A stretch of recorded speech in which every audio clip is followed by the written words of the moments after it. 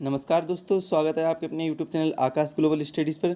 दोस्तों, आज के इस सेशन में हम बात करने वाले हैं यूपीएससी ईपीएफओ के एग्ज़ाम है जो उसमें डेवलपमेंट और ग्लोबलाइजेशन आ रहा है। एपीएफसी के एग्ज़ाम में स्पेशल आ रहा है, तो इसके बारे में आज हम चर्चा करेंगे। इसको डिटेल से जानेंगे, क्या है ये वैश्विकीकरण और विकास क्या है, इनके सब के बारे में कहाँ कहाँ से क्वेश्चन बन सकते हैं, इन सभी को हम डिटेल से अध्ययन करेंगे। चलिए आगे बढ़ते हैं। और आगे बढ़ने से पहले अगर आपने हमारे चैनल को सब्सक्राइब नहीं किया तो चैनल को सब्सक्राइब कर लें और बेल आइकन को प्रेस करें, जिससे वीडियो की लेटेस्ट नोटिफिकेशन मिलती रहे। और अगर आपको स्टडी मटेरियल से संबंधित कोई भी जानकारी लेनी है, कोई भी स्टडी मटेरियल लेना है, तो आप हमें कांटेक्ट कर सकते हैं 7905407400 पर। ये हमारा व्हाट्सएप नंबर है, इस पर आप व्हाट्सएप पर कांटेक्ट कर सकते हैं। तो प्लीज़ कॉल मत करिएगा, यहाँ पर व्हाट्सएप ही करिएगा और आपको रिप्लाई दिया जाएगा जल्द से जल्द।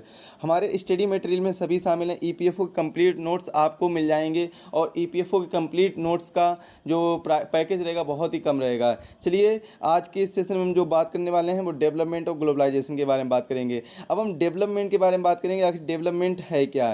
तो डेवलपमेंट में देखिए, ये वर्ष 1991 की बात है। 1991 में क्या हुआ था आप सभी को पता है। 1991 में एलपीजी रिफॉर्म आया था। जब 1980 के दशक में हमारा जो 1980 के दशक में काफ़ी ऋण बढ़ता जा रहा था। जो ऋण है वो धीरे धीरे बढ़ता जा रहा था देश के ऊपर।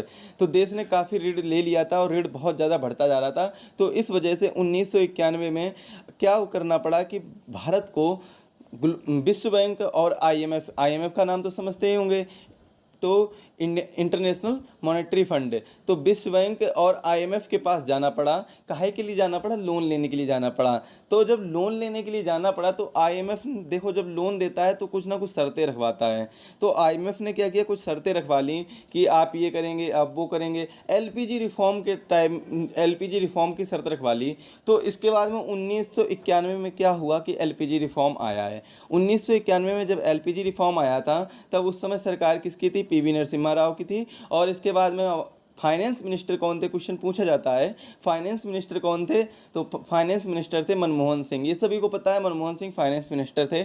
लेकिन अगर प्रधानमंत्री की बात की जाए तो प्रधानमंत्री पीवी नरसिम्हा राव थे। तो ये आप याद कर लीजिए, इंपॉर्टेंट फैक्ट है। ये फैक्चुअल क्वेश्चन काफ़ी ज़्यादा पूछ लिए जाते हैं। पूछा जाता है कि 1991 में जब एलपीजी रिफॉर्म आया था तो उस समय सरकार किसकी थी? तो सरकार किसकी थी? पीवी नरसिम्हा राव की सरकार थी। वित्त मंत्री कौन थे? वित्त मंत्री मनमोहन सिंह थे। और मनमोहन सिंह इसके बाद में प्रधानमंत्री भी बनते हैं और साथ ही साथ में इससे पहले वो गवर्नर भी रह चुके हैं आरबीआई के। चलिए इसके बारे में, डेवलपमेंट के बारे में जानते हैं। तो 1991 में भारत को विदेशी ऋण के मामलों में संकट का सामना कर रहा था। ये मैंने बताया था कि विदेशी ऋण बहुत ज़्यादा हो गया था भारत के ऊपर। और ये ऋण चुकाने के लिए और बिलियन डॉलर में क्या किया गया था? $7 बिलियन, लगभग $7 बिलियन लोन लेना पड़ा था। किससे? विश्व बैंक और आईएमएफ से लेना पड़ा था। किसका ऋण के मामलों का सामना कर रहा था और सरकार ऋण भुगतान करने की स्थिति में भी नहीं थी। सरकार बिल्कुल भी ऋण भुगतान करने की स्थिति में नहीं थी। हाँ, यहाँ तक कि 15 दिन का केवल इनके पास अब शेष बचा था। जो फॉरेक्स रिजर्व है, विदेशी मुद्रा भंडार है, वो सिर्फ और सिर्फ 15 दिन के लिए बचा था। और कोई भी ऐसी स्थिति नहीं थी कि सरकार इतना ज़्यादा ऋण भुगतान कर ले। और पेट्रोलियम आदि आवश्यक वस्तुओं के आयात के लिए भी सामान्य रूप से रखा गया था। अब देखिए, पेट्रोलियम की तो ज़रूरत पड़ेगी भाई। पेट्रोलियम जो ईंधन है उसकी ज़रूरत तो देश में पड़नी ही पड़नी है। और ये क्या करता है, देश यहाँ पर इसका प्रोडक्शन तो होता नहीं है। देश कहाँ? बाहर से मंगाता है। तो देश बाहर से मंगाता है पेट्रोलियम को। जब बाहर से आयात करता है तो ये तो हमेशा मंगवाना ही पड़ेगा। जब कोई भी चीज़ आयात कर रहा है तो उसके लिए विदेशी मुद्रा चाहिए। और विदेशी मुद्रा जो ग्लोबल मुद्रा है वो कौन सी है? ग्लोबल करेंसी है, वो है डॉलर। तो उसके लिए डॉलर चाहिए। तो ये आपके पास होना बहुत अनिवार्य है, तभी आप बाहर से कोई भी सामान मंगा सकते हैं। तो कोई भी विदेशी मुद्रा रिजर्व नहीं बचाता। केवल 15 दिनों के लिए आवश्यक मुद्रा रिजर्व बचाता कि 15 दिनों तक ही अब आयात कुछ भी मंगाया जा सकता है। इसके बाद में कोई भी चीज़ नहीं मंगाई जा सकती। केवल 15 दिनों के लिए ही आवश्यक आयात का भुगतान करने योग्य भी नहीं बचाता। 15 दिनों तक का भी नहीं बचाता लगभग, ये समझ लीजिए आप। तो 15 दिन का भी नहीं बचाता। सरकार ने इसी प्रकार से कुछ नई नीतियों को अपनाया और इसने हमारी विकास रणनीतियों की संपूर्ण दिशा को ही बदल दिया। अब वो नई रणनीति क्या थी? वो नई रणनीति थी एलपीजी रिफॉर्म, एलपीजी सुधार। एलपीजी बोले तो लिबरलाइजेशन, पी प्राइवेटाइजेशन और जी ग्लोबलाइजेशन। जहाँ पर आज हम पढ़ने वाले हैं सभी के बारे में पढ़ेंगे, डेवलपमेंट में सभी के बारे में पढ़ने वाले हैं। लिबरलाइजेशन के बारे में पढ़ेंगे, प्राइवेटाइजेशन के बारे में पढ़ेंगे, ग्लोबलाइजेशन के बारे में पढ़ेंगे। हालांकि एपीएफसी ने जो बताया है उसमें केवल दो ही टॉपिक के बारे में बताया, एक डेवलपमेंट और एक ग्लोबलाइजेशन। लेकिन हम प्राइवेटाइजेशन और लिबरलाइजेशन के बारे में भी पढ़ेंगे, काफ़ी इंपॉर्टेंट है, यहाँ से भी क्वेश्चन आ सकते हैं। इकोनॉमी के पार्ट से दे दिया जाएगा, इकोनॉमी के पार्ट से दे दिया जाएगा भाई ये। चलिए देखते हैं आगे। आज के विश्व में आम सहमति है कि केवल आर्थिक विकास ही सब कुछ ही नहीं है, सकल घरेलू उत्पाद ही समाज की प्रगति का एकमात्र अनिवार्य सूचक नहीं है। तो ये केपी नारायण ने कहा है, जो कि प्रेसिडेंट रह चुके हैं भारत के। ये एक जो कोट है ये आप याद कर लीजिए किसने कहा है, तो केपी नारायण साहब ने कहा है। अब हम देखिए बैकग्राउंड पे जाते हैं, इसकी पृष्ठभूमि क्या रही थी कि आखिर ये क्यों इतना बड़ा संकट आया था। तो इसका जो वित्तीय संकट आया था, इसका वास्तविक उद्गम कहाँ से हुआ था? 1980 के दशक से हुआ था, जैसा कि मैंने बताया था। सामान्य प्रशासन के लिए सरकार किसका किसका प्रयोग करती है? अगर मान लीजिए सरकार कोई भी सामान्य प्रशासन चला रही है, जो आज के समय की बात कर लीजिए, आज के समय में सरकार कोई भी नीतियाँ बना रही हैं, तो आखिर ये इसका जो फंड आता है वो आता कहाँ से? तो फंड कहाँ से आता है? टैक्स के माध्यम से, और जो भी हमारी जो पब्लिक कंपनी है उनके माध्यम से फंड आता है। अब जो उनके आप सोच रहे होंगे पब्लिक कंपनी के माध्यम से फंड कैसे आता है? तो पब्लिक कंपनी के माध्यम से ऐसे फंड आता है कि पब्लिक कंपनी में जो भी प्रोडक्शन का कार्य होता है, जो भी प्रोडक्शन होता है वो तो बेचा जाता है। जब वो बेचा जाएगा तो उससे कुछ ना कुछ रुपए आएंगे, जब रुपए आएंगे तो उससे क्या आता है? फंड आएगा। तो इससे फंड आता है। तो अगर कोई भी प्रशासन का काम हो रहा है, कोई भी नीतियाँ बनाई जा रही हैं, सरकार चल रही है, सरकार सभी लोगों को सैलरी दी जा रही है, सरकार जितने भी सरकारी कर्मचारी हैं उनको सैलरी दी जा रही है, और साथ ही साथ में आपके लिए कोई भी पॉलिसी बनाई जा रही है, कोई स्कीम लाई जा रही है, तो इन सभी के लिए रुपए की आवश्यकता पड़ती है। रुपए कहाँ से आता है? रुपए आता है कर से आता है, टैक्स से आता है, और किससे आता है? और आता है जितनी भी पब्लिक कंपनी है, सार्वजनिक उद्यम है, तो यहाँ से भी टैक्स रुपए आता है। तो यहाँ से सरकार फंड जुटाती है।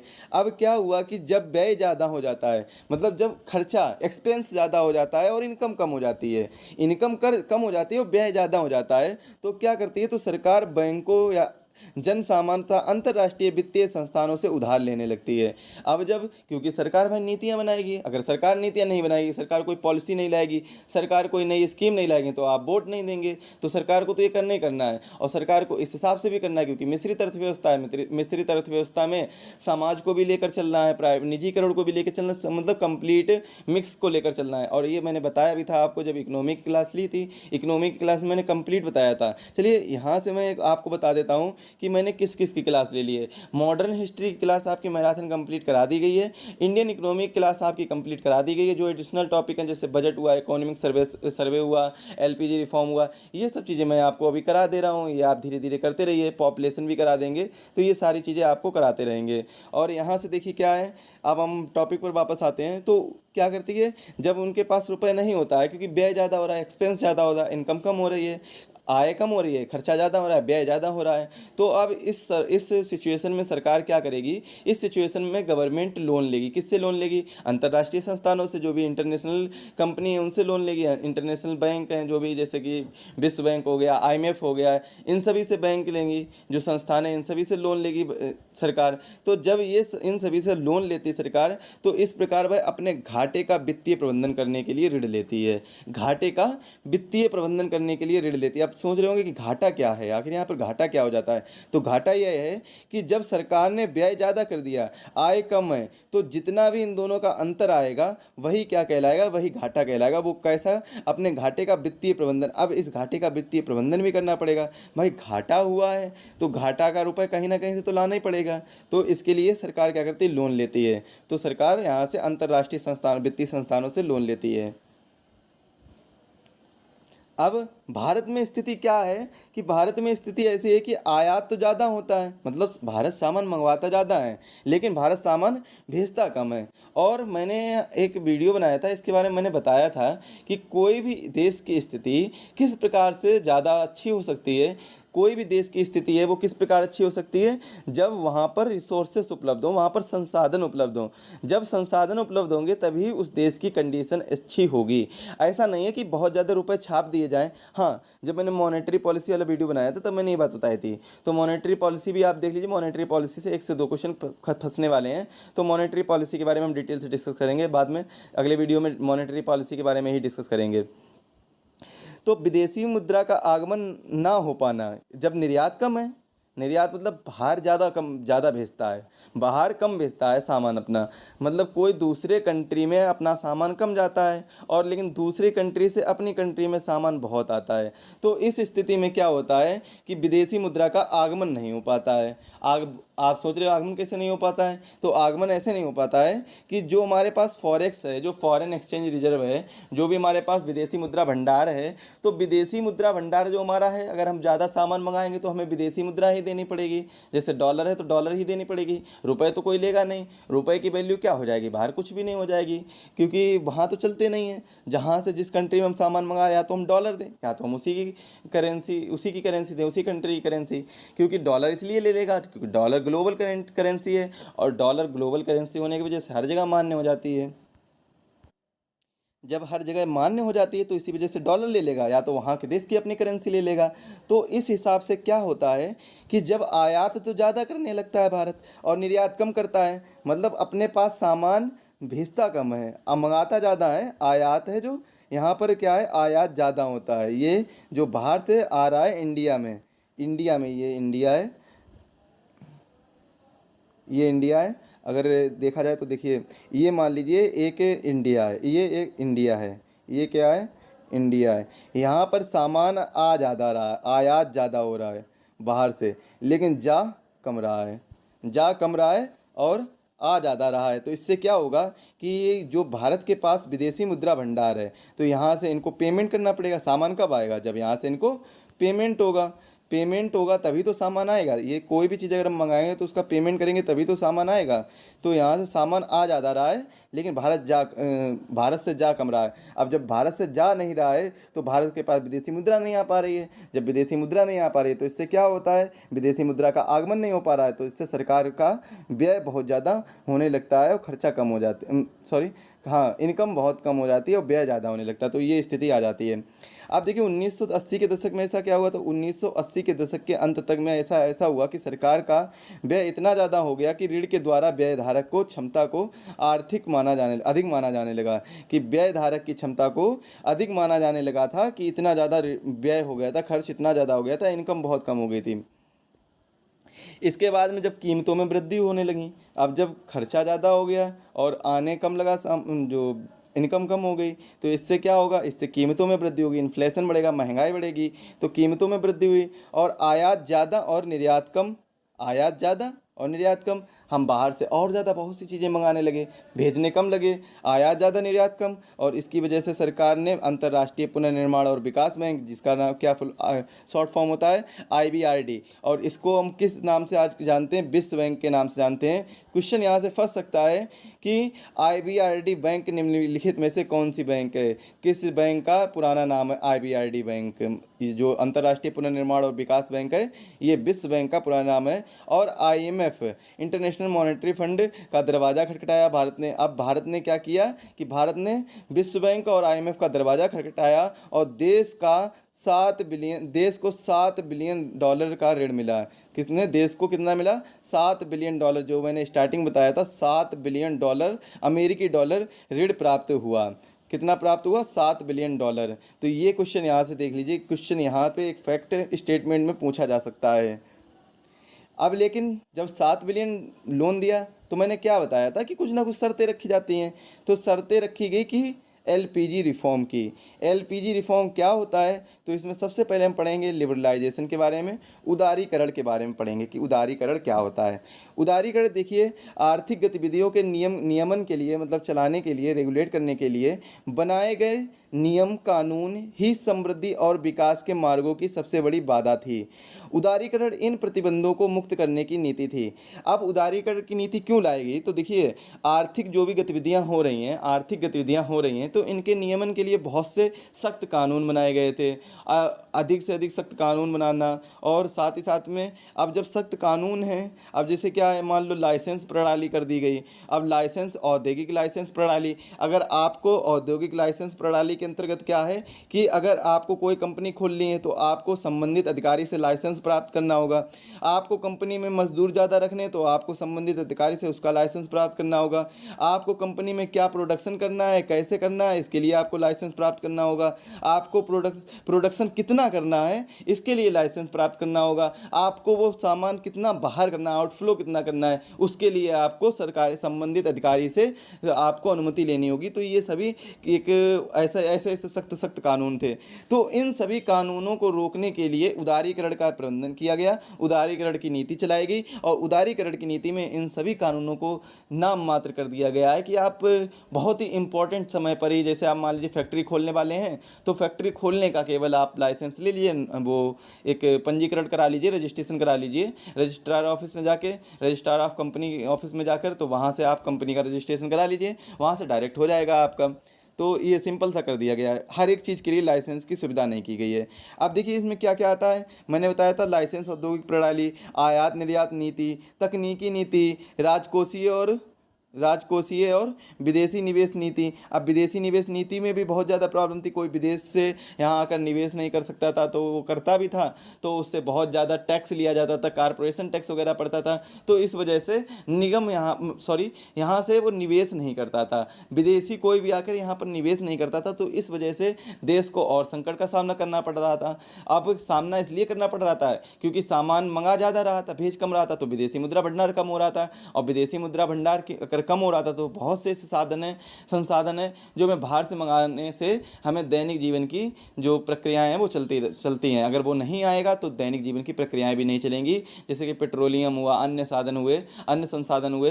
तो इसी वजह से जब 15 दिन का रिजर्व बचा हुआ था तो उसी रिजर्व को पूरा, तो इसी वजह से IMF से और विश्व बैंक का दरवाजा खटखटाया और देश को $7 बिलियन का लोन प्राप्त हुआ। लेकिन इन लोगों ने शर्त क्या रखी, LPG रिफॉर्म की। LPG की रिफॉर्म में लिबरलाइजेशन, उदारीकरण के बारे में मैंने बताया। उदारीकरण में सभी ऐसी नीतियां जो समृद्धि और विकास को रोकने के लिए बाधा बनती हैं, तो उन सभी में उदारीकरण किया गया, उन सभी में सुधार लाया गया। तो इसी को हम क्या कहते हैं, उदारीकरण कहते हैं। अब कौन कौन सी नीतियां, जैसे औद्योगिक लाइसेंस प्रणाली, आयात निर्यात नीति, तकनीकी नीति, राजकोषीय और विदेशी निवेश नीति, ये सभी उदारीकरण के 1980 के दशक में भी आरंभ हो गए थे। लेकिन क्या हुआ था, 1991 में और सुधारवादी नीतियां आईं, और सुधारवादी नीतियां आने की वजह से कहीं अधिक व्यापक हो गई ये सभी नीतियां। इन सभी में बहुत ज़्यादा सुधार आ गया, तो ये बहुत ज़्यादा व्यापक हो गई, हर क्षेत्र में ये नीतियां पहुंचने लगीं। अब महत्वपूर्ण क्षेत्र कौन कौन से हैं, अगर महत्वपूर्ण क्षेत्र की बात करें तो औद्योगिक हो गया, वित्तीय क्षेत्र सुधार हो गया, विदेशी विनिमय बाजार हो गया, व्यापार तथा निवेश क्षेत्र, इन सभी पर विशेष ध्यान दिया गया। औद्योगिक क्षेत्र पर विशेष ध्यान दिया गया कि ज़्यादा से ज़्यादा उद्योग किया जाए। वित्तीय क्षेत्र पर ज़्यादा से ज़्यादा सुधार किया गया, जो बैंक हैं, प्राइवेट बैंक हैं, इन सभी को खोलने की अनुमति दे दी गई, इन पर निवेश करने की अनुमति दे दी गई।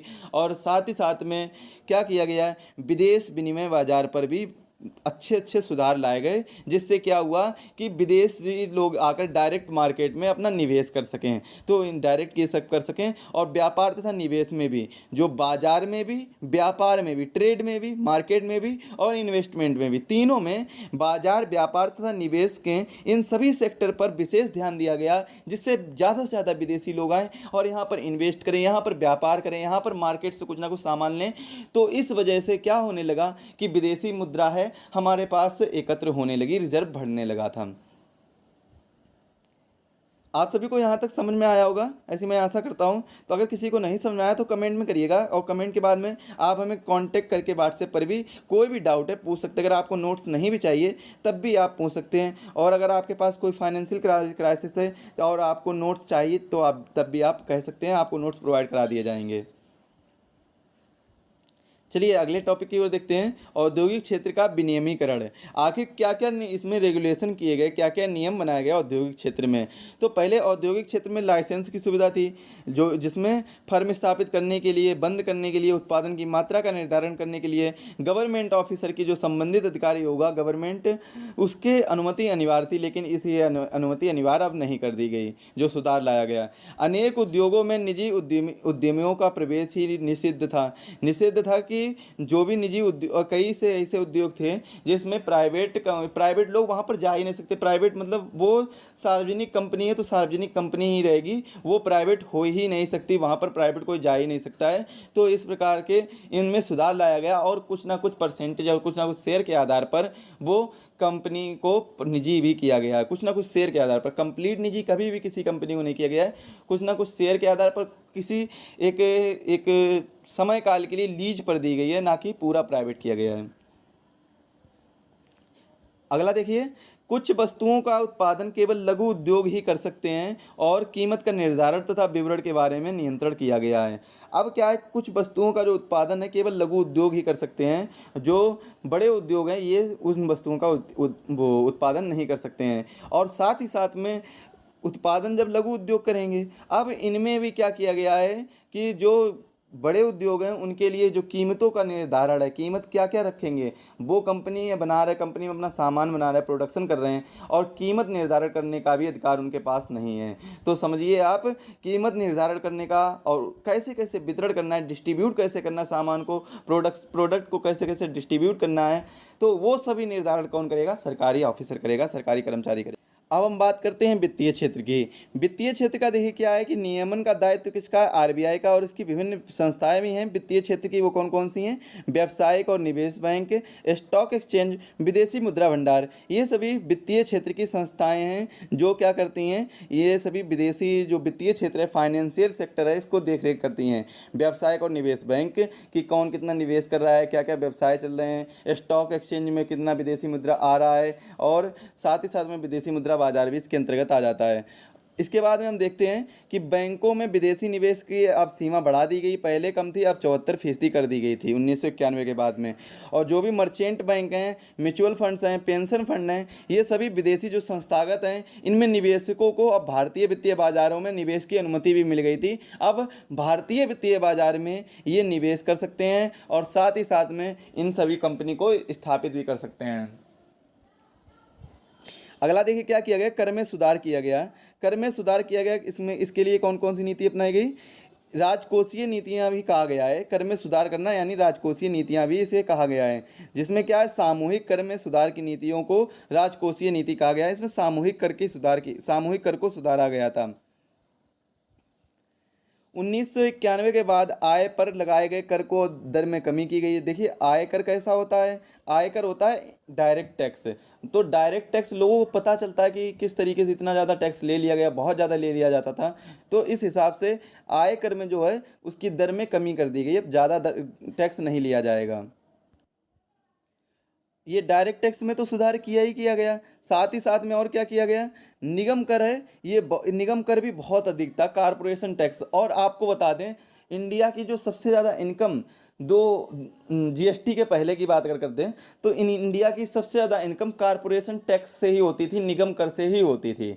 निगम कर क्या, कंपनियों के प्रॉफिट पर, कंपनियों के इनकम पर ये टैक्स लिया जाता है। तो निगम कर इसलिए लिया जाता, तो निगम कर में बहुत अधिक थी, निगम कर बहुत अधिक था, निगम कर की जो दर है वो बहुत अधिक थी। अब इसमें सुधार लाया गया और दर को कम किया गया है, और इन निगम कर को धीरे धीरे दर को कम कर दिया गया। निगम कर की जो भी दर थी वो धीरे धीरे कम कर दी गई, और काफ़ी हद तक अब क्या कर दिया गया है, काफ़ी जगह पर तो स्पेशल इकोनॉमिक जोन भी बना दिया गया, जहाँ पर टैक्सेस भी नहीं लेने जाने लगे थे। जिस एरिया को डेवलपमेंट करना होता है उस एरिया को क्या कर दिया जाता है, स्पेशल इकोनॉमिक जोन घोषित कर दिया जाता है। वहाँ पर कोई अगर निवेश कर रहा है तो वहाँ पर उससे ज़्यादा टैक्स नहीं लिया जाएगा, बहुत ही कम मात्रा में और बहुत ही सीमित क्षेत्र में ही टैक्स लिया जाएगा, हर एक चीज़ के लिए टैक्स नहीं लिया जाएगा। काफ़ी ज़्यादा छूट प्रदान की गई। और साथ ही साथ में इनडायरेक्ट टैक्स में भी सुधार लाया गया। अब इनडायरेक्ट टैक्स में बहुत ज़्यादा सुधार किए गए। इसके बाद में 2016 में एक बिल पेश किया गया था जीएसटी के लिए, और जीएसटी 2017 में लागू भी कर दी गई थी। तो जीएसटी लागू होने के बाद में और ज़्यादा टैक्सों में सुधार आया, इनडायरेक्ट टैक्स लिया जाने लगा। तो इनडायरेक्ट टैक्स तो सभी से लिया जाता है। आप अगर आप भी कोई सामान खरीदते हैं, आपसे भी टैक्स पड़ा है। आपने अपने लिए पेन खरीदा है, तब भी आपसे टैक्स पड़ा है। आपने मतलब कोई भी चीज़ खरीदी है तो उस पर आपको टैक्स पड़ा है। इस हिसाब से इनडायरेक्ट टैक्स आपको देना पड़ता है। इसके बाद में विदेशी विनिमय सुधार, विदेशी विनिमय में भी काफ़ी सुधार आया। सबसे पहले विदेशी विनिमय बाजार में सुधार किया गया। सबसे पहले कहाँ किया गया? विदेशी विनिमय बाजार में सुधार किया गया। और 1991 में भुगतान संतुलन की समस्या के लिए अन्य देशों की मुद्रा की तुलना में रुपए का अवमूल्यन किया गया, जिससे विदेशी लोग यहाँ पर ज़्यादा आएँ और ज़्यादा से ज़्यादा निवेश करें, और विदेशी लोग घूमने भी आए, जिससे क्या होगा? वृद्धि ही होगी, विदेशी मुद्रा की वृद्धि होगी। भाई विदेशी लोग यहाँ घूमने आएंगे तो यहाँ पर कुछ खर्च करेंगे, कहीं ना कहीं होटल में जाकर रुकेंगे, कहीं ना कहीं खाना खाएंगे, कुछ ना कुछ करेंगे, कहीं घूमने जाएंगे।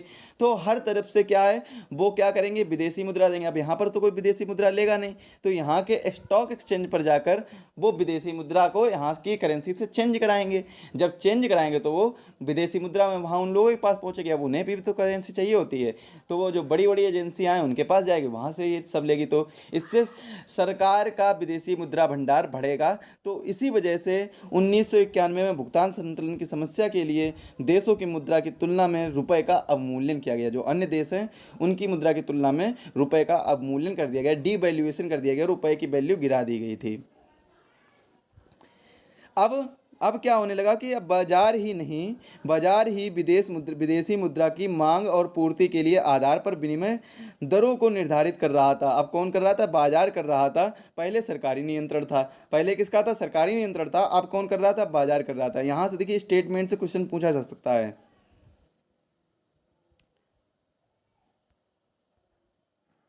अब बात करते हैं व्यापार और निवेश नीति में क्या क्या सुधार किए गए। तो कारण क्या था ये सुधार का? अर्थव्यवस्था में औद्योगिक उत्पादों और विदेशी निवेशों तथा प्रौद्योगिकी की अंतर्राष्ट्रीय प्रतिस्पर्धा की क्षमता के प्रोत्साहन के लिए ये सब किया गया। किसके किसके लिए किया गया? औद्योगिक उत्पादों और विदेशी निवेशों तथा टेक्नोलॉजी और अंतर्राष्ट्रीय प्रतिस्पर्धा यानी इंटरनेशनल कम्पिटिटिवनेस के लिए ये सब किया गया। इनकी सब क्षमता के लिए, इनकी क्षमता के प्रोत्साहन के लिए ये सब किया गया था।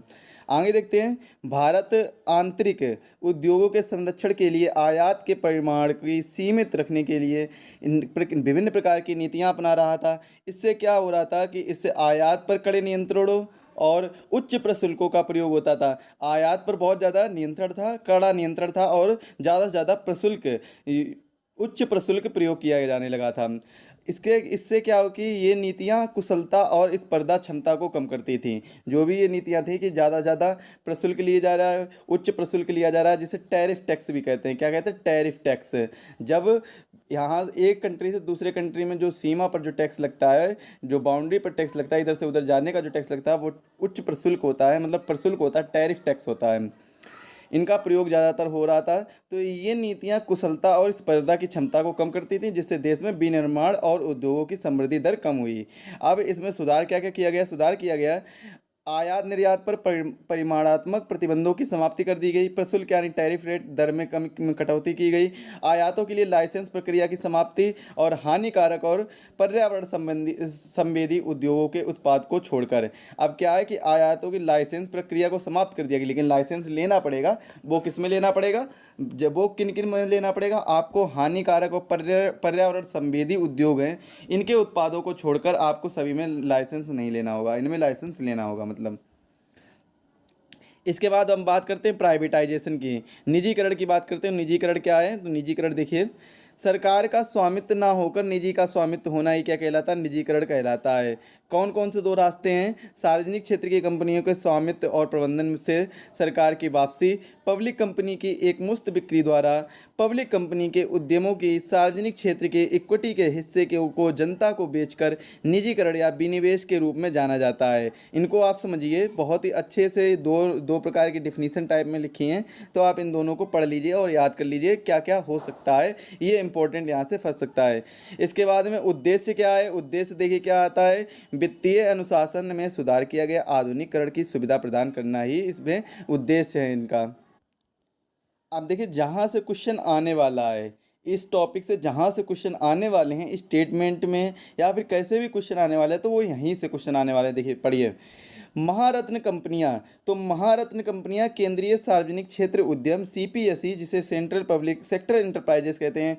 तो महारत्न कंपनियां इसके अनुसार कितनी है, 10 महारत्न कंपनियां हैं।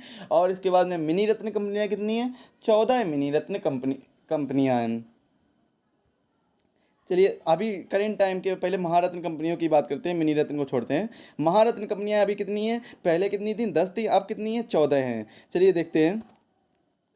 National Thermal Power Corporation NTPC, NTPC Maharatna company है। Oil and Natural Gas Corporation ONGC, Steel Authority of India SAIL, Bharat Heavy Electricals Limited BHEL भेल, Indian Oil Corporation Limited IOCL, Hindustan Petroleum Corporation Limited HPCL, Coal India Limited CIL, Gas Authority of India Limited GIL, Bharat Petroleum Corporation Limited BPCL, Power Grid Corporation of India Power Grid. तो ये क्या है, ये 10 महारत्न कंपनियां हैं। और अब भारत में अब की बात करें तो करेंट टाइम में भारत में 14 महारत्न कंपनियां हैं। तो क्वेश्चन स्टेटमेंट में पूछा जा सकता है पहले महारत्न कंपनियों और अब की महारत्न कंपनियों में, कैसे भी क्वेश्चन पूछा जा सकता है। ये क्वेश्चन यहाँ से ऐसे बन सकता है, देखिए, निम्नलिखित में से कौन सी कंपनी पहले की महारत्न कंपनी है, तो ये क्वेश्चन पूछा जा सकता है। और हो सकता है कि जो नई कंपनियां हैं वो उनके नाम दे दिए जाए, पुराने वाले का एक नाम हो तो वही आपको टिक करना होगा। या फिर पूछ दिया जाए कौन सी पहले की कंपनी नहीं है, बाकी सब एक नई कंपनी दे दी जाए, बाकी पुरानी कंपनी दे दी जाए। तो इस हिसाब से ये सारी क्या हो जाएंगी, ऐसे क्वेश्चन पूछे जाएंगे। तो महारत्न कंपनियाँ जो करेंट टाइम में है वो कितनी है, 14 हैं। कौन कौन सी हैं, एक तो है भारत नौवहन निगम, Shipping Corporation of India SCI, Hindustan Aeronautics Limited HAL, इसके बाद में राष्ट्रीय इस्पात निगम लिमिटेड आरआईएनएल, और इंजीनियर्स इंडिया लिमिटेड ईआईएल, राष्ट्रीय खनिज विकास निगम NMDC, National Mineral Development Corporation इसे कहते हैं। और इसके बाद में 6 नंबर पर बीएचईएल, भारतीय electronics limited, national building construction corporation NBCC, राष्ट्रीय भवन निर्माण निगम OIL, oil India limited MTNL, महानगर टेलीफोन निगम लिमिटेड, भारतीय कंटेनर कॉरपोरेशन ऑफ इंडिया। इसके बाद में national aluminium company NALCO NALCO. इसके बाद में ग्रामीण विद्युतीकरण निगम REC कहते हैं जिसे, NIL India limited NLC India limited. इसके बाद में पावर फाइनेंस कॉरपोरेशन, तो पावर फाइनेंस कॉरपोरेशन PFC। ये कैसी हैं, ये करेंट के टाइम पे 14 महारत्न कंपनियां हैं। कैसी महारत्न कंपनियां हैं, 14 करेंट टाइम में। इसके बाद में मिनी रत्न श्रेणी में देखिए 14 कंपनियां आती हैं। तो 14 कंपनियां कौन कौन सी, इसके बारे में देखते हैं। नंबर 1 पर है AAI Airport Authority of India, Antrix Corporation, Bharatiya Dynamics Limited, Bharat Earth Movers Limited, BSNL, Bharatiya Sanchar Nigam Limited, Central Warehousing जिसे भंडारण कहते हैं, Central Warehousing Corporation, Cochin Shipyard और Dredging Corporation of India, Garden Reach Ship Builders and Engineers और Goa Shipyard, Indian Tourism Development Corporation, Indian Railway Catering and Tourism Corporation IRCT जिससे आप ticket भी book करते होंगे। इसके बाद में IRCON इंटरनेशनल, इरकॉन इंटरनेशनल और Mazagon dock ship builders limited. ये 14 मिनी रत्न कंपनियां हैं। इसके बाद में हम बात करते हैं ग्लोबलाइजेशन के बारे में, वैश्विकीकरण के बारे में बात करते हैं।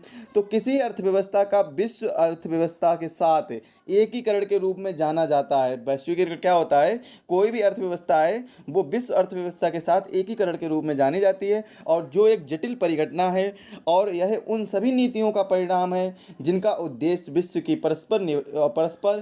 को परस्पर निर्भर और अधिक एकीकृत करना होता है। तो ये उन सभी नीतियों का परिणाम है। यह समग्र विश्व को एक बनाने और सीमा युक्त विश्व की रचना करने का प्रयास करता है वैश्वीकरण, और यह ऐसे संपर्क सूत्रों की रचना का प्रयास करता है जिससे मीलों दूर हो रही घटनाओं के प्रभाव भारत के घटनाक्रम पर भी स्पष्ट दिखाई देने लगते हैं। तो ये वैश्वीकरण की एक तरीके से परिभाषा हुई।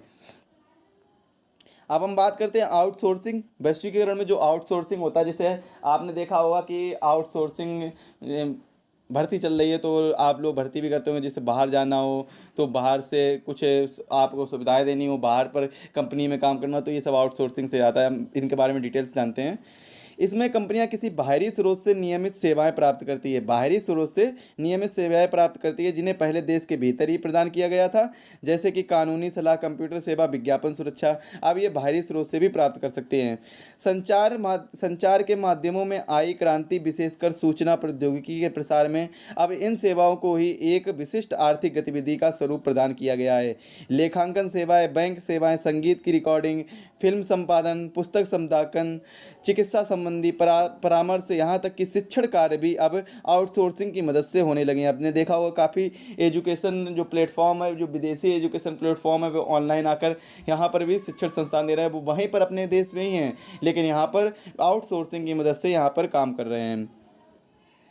इसके बाद में विश्व व्यापार संगठन के बारे में बात करें तो वर्ल्ड ट्रेड ऑर्गेनाइजेशन की बात करें तो व्यापार और सीमा शुल्क महासंधि GATT व्यापार और सीमा शुल्क महासंधि के परिवर्ती विश्व व्यापार संगठन WTO का गठन 1955 में किया गया था।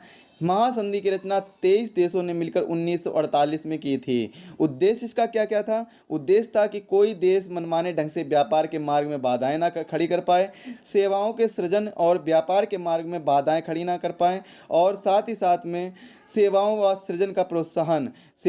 सृजन का प्रोत्साहन करना था। द्विपक्षीय और बहुपक्षीय व्यापार बढ़ाने हेतु ये सेवाएं की गई। अब सुधारकालीन भारतीय अर्थव्यवस्था की एक समीक्षा के रूप में देखते हैं कि सुधारकालीन भारतीय अर्थव्यवस्था किस प्रकार से आई। तो सबसे जो नंबर 1 पॉइंट आता है, समृद्धि एवं रोजगार। अगला है उद्योगों में सुधार और समृद्धि एवं रोजगार, कृषि में सुधार, उद्योगों में सुधार और राजकोषीय नीतियां, विनिवेश, ये इन सभी पर नीतियों पर काफ़ी ज़्यादा सुधार किया गया। समृद्धि एवं रोजगार में भी सुधार किया गया, और देश की समृद्धि बढ़ाने के लिए, देश में रोजगार देने, युवाओं को रोजगार देने के लिए कई योजनाएं भी चलाई जाती हैं। कृषि में भी काफ़ी ज़्यादा सुधार किए गए हैं। कृषि जैसे आपने सुना होगा कि PM किसान सम्मान निधि योजना, इसके लिए भी ये देखिए कृषि में सुधार ही किया जा रहा है। कृषक मजदूरों को क्या दिया जाता है? रुपए दिए जाते हैं, 6,000 रुपये दिए जाते हैं, 2-2 हज़ार करके 3 किस्त एक साल में आती हैं यहाँ पर। इसके बाद में उद्योगों में भी काफ़ी सुधार किया गया, टैक्स को कम कर दिया गया, निगम कर को कम कर दिया गया, और साथ ही साथ में लाइसेंस प्रणाली में भी सुधार लाया गया था। लाइसेंस प्रणाली के लिए अब अनिवार्यता खत्म कर दी गई थी कि लाइसेंस लेना जरूरी नहीं कि आप सरकारी कर्मचारी से लाइसेंस लें, लेकिन हाँ, आपको लाइसेंस लेना पड़ेगा। कब लेना पड़ेगा? जब आप पर्यावरण संवेदी कोई भी उत्पादन करते हैं, तब आपको लाइसेंस लेना पड़ेगा। और आप अगर विदेश से तो आप अगर कहीं पर भी आप इन्वेस्टमेंट कर सकते हैं और अपनी कंपनी स्थापित कर सकते हैं। इससे क्या होगा? देखिए, विदेशी कंपनी यहाँ पर आएगी तो हालांकि सामान उसका बिकेगा, प्रॉफिट उसको भी होगा, साथ ही साथ में यहाँ पर हमारे लोगों को भी प्रॉफिट होगा। कैसे? कि रोजगार मिलेगा। तो उद्योगों में सुधार किया गया जिससे रोजगार में भी वृद्धि हुई, और काफ़ी ज़्यादा राजकोषीय नीति बनाई गई। सुधार के लिए राजकोषीय नीतियाँ भी बनाई गई, जो बहुत ज़्यादा इनमें सभी में सुधार किया गया। राजकोषीय नीतियों की मदद से बहुत ज़्यादा सुधार किया गया। जैसे कर को कम किया गया, कौन कौन से कर हैं, जैसे टैरिफ टैक्स है, कारपोरेशन टैक्स है, इन सभी करों में सुधार किया गया। विभिन्न प्रकार के कर हैं, उन सभी में सुधार किया गया। तो ये सभी की गई। अब विनिवेश की बात करते हैं। विनिवेश क्या होता है? तो प्रतिवर्ष सरकार सार्वजनिक उद्यमों में विनिवेश के कुछ लक्ष्य निर्धारित करती है। वर्ष 1991-92 में उसने विनिवेश द्वारा 2500 करोड़ रुपये जुटाने का लक्ष्य रखा था, लेकिन सरकार उस लक्ष्य से 3040 240 करोड़ अधिक जुटा पाने में सफल रही थी। देखिए 25 करोड़ का लक्ष्य रखा था और 3040 करोड़ अधिक जुटा ले गई थी सरकार। तो ये विनिवेश है। विनिवेश क्या होता है कि प्रतिवर्ष सरकार सार्वजनिक उद्यमों में विनिवेश के कुछ लक्ष्य रखती है। अब डिसइन्वेस्टमेंट करती है, तो इस वजह से ये रहता है कि जो सरकारी उद्यम है वहाँ पर लोग वो प्राइवेट उनको प्राइवेट करती है, उनको लोगों को बेचती है, कुछ समय के लिए लीज पर देती है। तो ये क्या होता है, विनिवेश हो जाता है, जहाँ पर सरकार अपना इन्वेस्टमेंट नहीं करती है बल्कि दूसरे लोग इन्वेस्टमेंट करते आकर, निजी क्षेत्र के लोग इन्वेस्टमेंट करते आकर हैं। तो यहाँ से आपका ये जो डेवलपमेंट और ग्लोबलाइजेशन का टॉपिक है वो समाप्त होता है। और ये छोटा सा वीडियो है, यहाँ से 2 से 3 क्वेश्चन फंसेंगे, लेकिन ये इंपॉर्टेंट भी था। 2 से 3 क्वेश्चन बहुत होते हैं आपके एग्जाम में कट ऑफ को बढ़ाने के लिए, तो 2 से 3 क्वेश्चन यहाँ से फंसेंगे। तो आप इस टॉपिक को बहुत ही गहन अध्ययन कीजिए। वीडियो अगर अच्छा लगा हो तो वीडियो को लाइक करें और चैनल को सब्सक्राइब कर लें, बेल आइकन को प्रेस करें, जिससे वीडियो के लेटेस्ट नोटिफिकेशन मिलते रहे। चलिए मिलते हैं सभी के अगले वीडियो में। सभी को मेरा अलविदा, सभी को नमस्कार, वंदे मातरम, जय हिंद, सभी को नमस्कार। चलिए मिलते हैं अगले वीडियो में, तब तक के लिए धन्यवाद।